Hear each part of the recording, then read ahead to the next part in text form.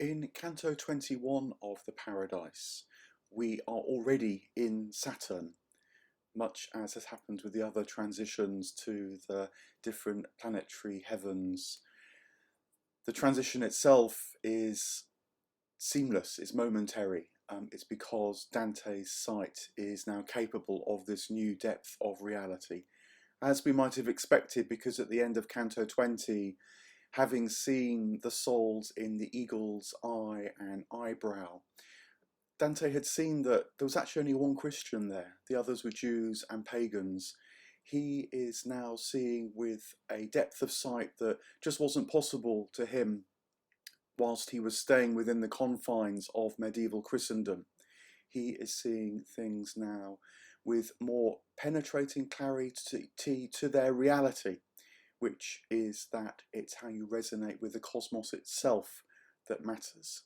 It's not what you confess, not where you think you're going. And in fact, Trajan and Raphaeus in the eagle's eyebrow, who were pagans and very distant from Christianity, they are more capable of heaven because they were more surprised, more ready to change, more open to the newness of all things that Dante had become familiar with enough in the sphere of Jupiter to move to this next stage, which is the sphere of Saturn. And it's worth saying something, I think, about the nature of Saturn, much as we'd said something about the nature of the other planetary archetypes. Saturn too, nowadays, like Jupiter being reduced to the jovial, Saturn has tended to be reduced to the Saturnine, the kind of melancholic, the deadly even, often associated with father time, decay, degeneracy. And it's worth asking, why is Saturn the seventh light, as Dante puts it, in this higher sphere of heaven than even Jupiter? Well, it's worth remembering that Saturn was the father of Jupiter, came before Jupiter, and that spiritual sense of coming before means being closer to the source, which is God. And in fact, Saturn's reign was remembered as being a time of peace and harmony, of goodness, before things started to unravel in the time of Jupiter's kingship and Mars, and you can feel us cascading back down through the planets in that dynamic.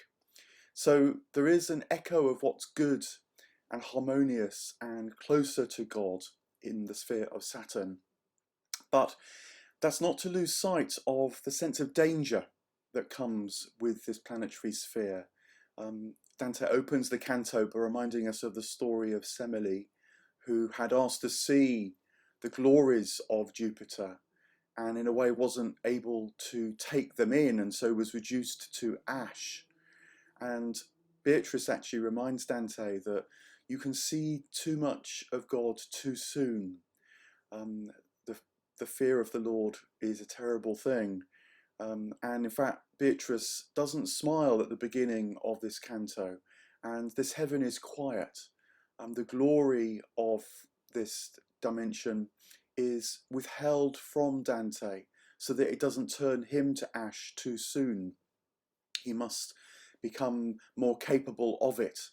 He must embark upon the transition into this reality, even as he's now at the cusp of being able to grasp it. And I think what this means in terms of spiritual truths is that if you become too identified with the divine too soon, if you open yourself to the divine in a dangerous or foolhardy way, it does risk undoing you. It does risk blasting you like a thunderbolt might strike a tree, which is another analogy that Dante the poet uses at the beginning of this canto. It's what Jung called ego inflation, when you can't tell the difference between your own self and the divine self. And I think conspiracy theories, which are so prevalent nowadays, have got caught up in this dangerous side of Saturn.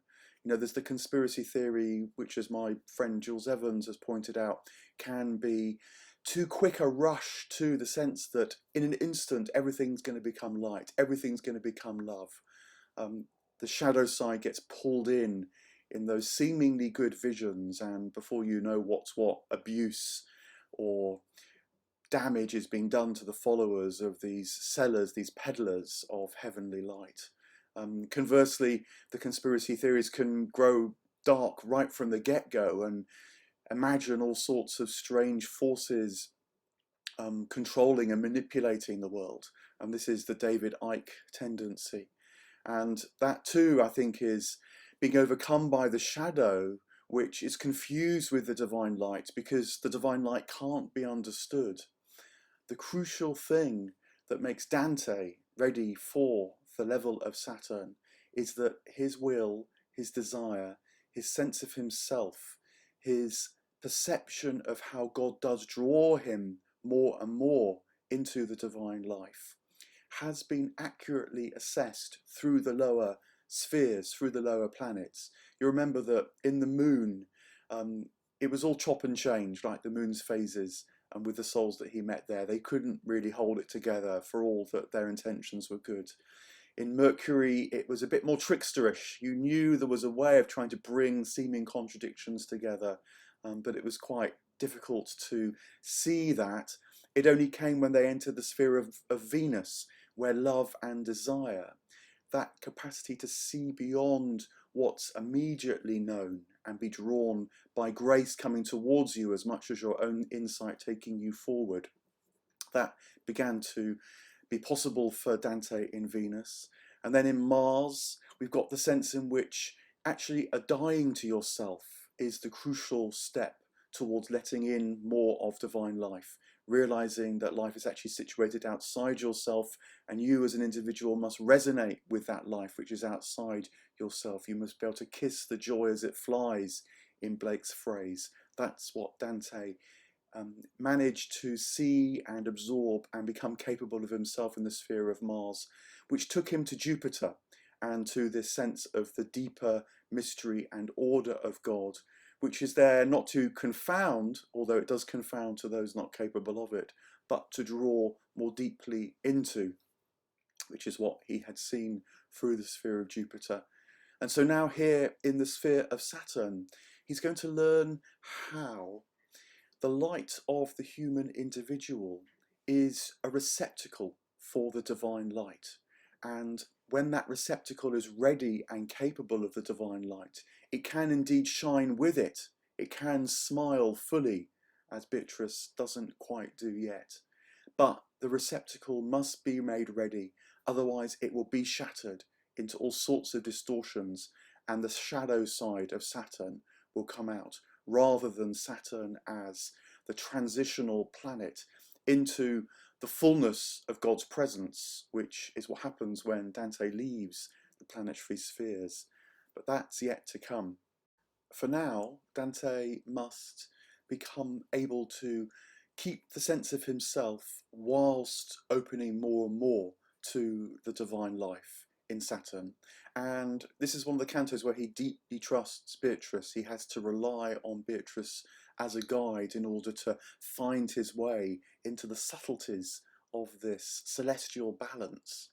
And what Beatrice tells him first of all, he's gazing at her, he's still very cognizant of the beauty of her face, even though she's holding back the dazzle of her smile in the sphere of Saturn. What she tells him first is to now look at the sphere around them, not just at her face. And that means shaping his inner mirror to become capable of taking in the light of Saturn. It's as much a psychological turning away from her as anything physical that she's fostering in him. I think it's like saying, sort of take a step towards this greater light and watch in yourself what's happening. Watch for the moments when it feels like it might overwhelm, but turn towards it in this with these qualities of faith, hope, and love, of humility, letting it work on you, letting it in, as much as trying to say, well, certainly not trying to say, I've got it, I've possessed it, I'm here now. It's like finding your way gently through a new terrain where you realise you've got to work and understand the terrain in order to find your way through it. You've got to be receptive to it as much as keep the sense that you're taking your step by step further through it. And so Dante does, and what he sees materializing before him is a golden ladder. It's reminiscent, of course, of Jacob's ladder. It's this ladder which is beginning to signal that here in the sphere of Saturn, Dante will be leaving behind that which is even at the far edges of mortal understanding to enter a new perception and awareness of the divine presence, the ladder that leads out of the planetary spheres through the fixed stars and into the Empyrean itself. It's a stepping away from usual consciousness, but not so as to be blasted by the different consciousness, by the alternative states of mind.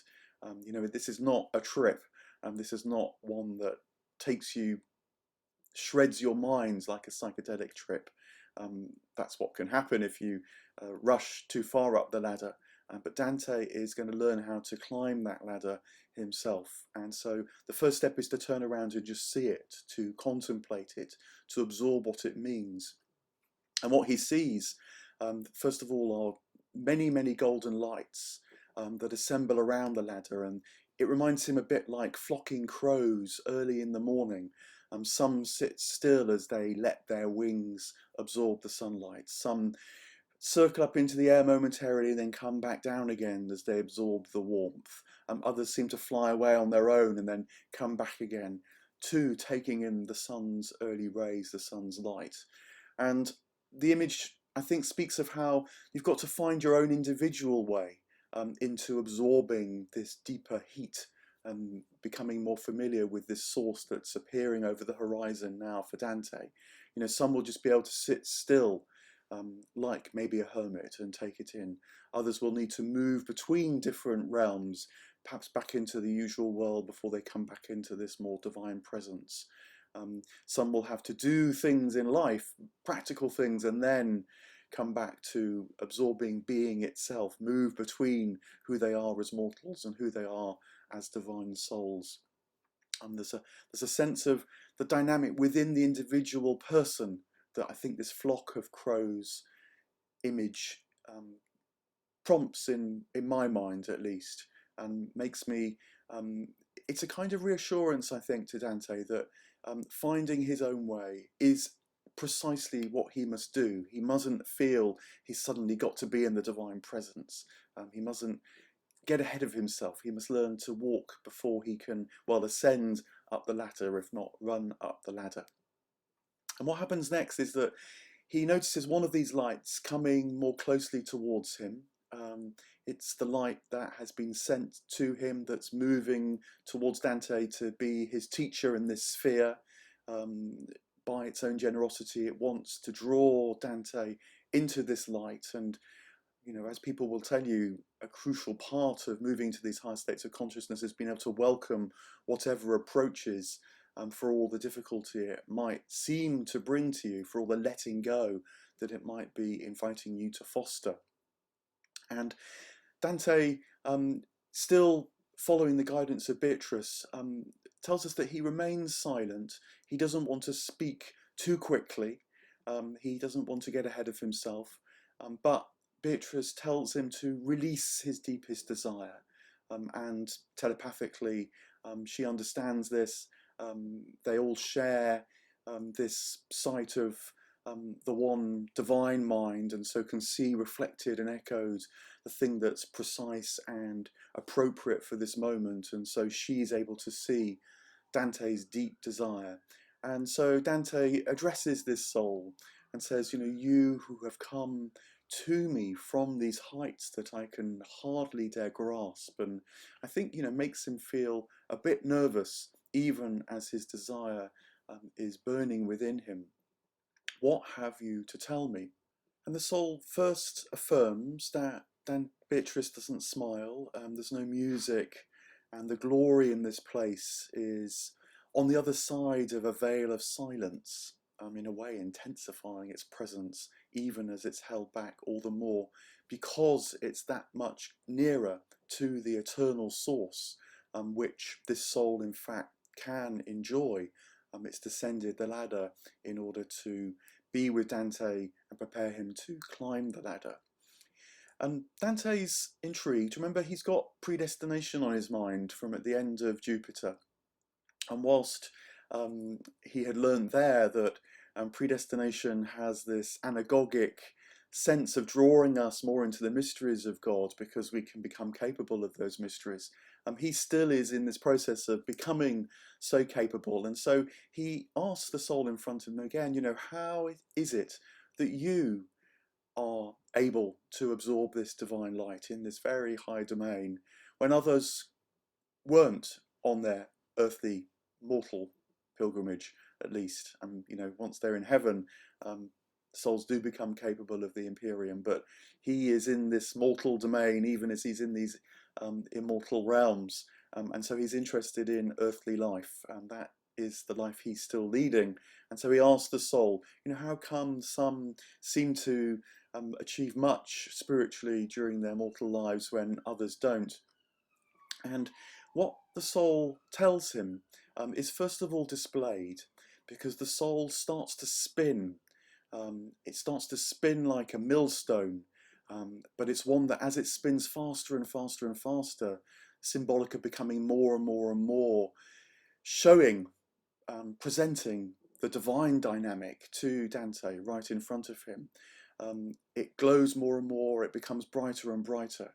And I think this is a kind of demonstration to Dante of how hard, in fact, it is for human beings to bear the fullness of God's presence, even as it's our calling and desire and will and destiny to do so. And this soul then explains in words how it is that he became a contemplative, how it became that even in his mortal life, he became able to shine with the light of Saturn, and bring the light of the Empyrean even into the earthly realm. And I want to read the words as Mark Muser translates them because they're so beautifully put. Mark Muser says, "A ray of God's light focuses on me and penetrates the light enwombing me, whose force once joined to that of my own sight, lifts me above myself until I see the primal source from which such might is milked." So what this gives you is this sense that the soul in his life had become capable of polishing his own light to such a delicate degree without become identified with it, but seeing that its light could become a receptacle of the divine light. And so the light which enwombed him, which made him a human being, breathed on by the divine light and breath, could take in the divine milk, and be fostered and nourished and flourish through that taking in, rather than being blasted and overwhelmed by too rich a food. This soul is going to turn out, hasn't revealed himself yet. That's often Dante's trick, doesn't provide the name of the soul until we've got a sense of who this person is in their inner life. I don't want to rush too quickly to think, oh, we've got them. But this soul is going to be a hermit.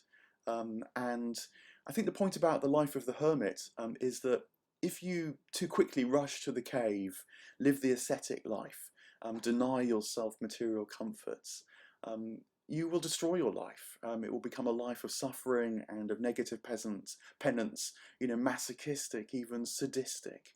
You need first to have become attuned to the spiritual goal of the ascetic life, so that these deprivations actually become a joy, because they free your desire to align more and more with spiritual things, rather than becoming a kind of punishment on your material self, as if somehow that must be repressed, subjugated, in order to get to spiritual truths. That's completely the wrong attitude. That's the shadow side of Saturn.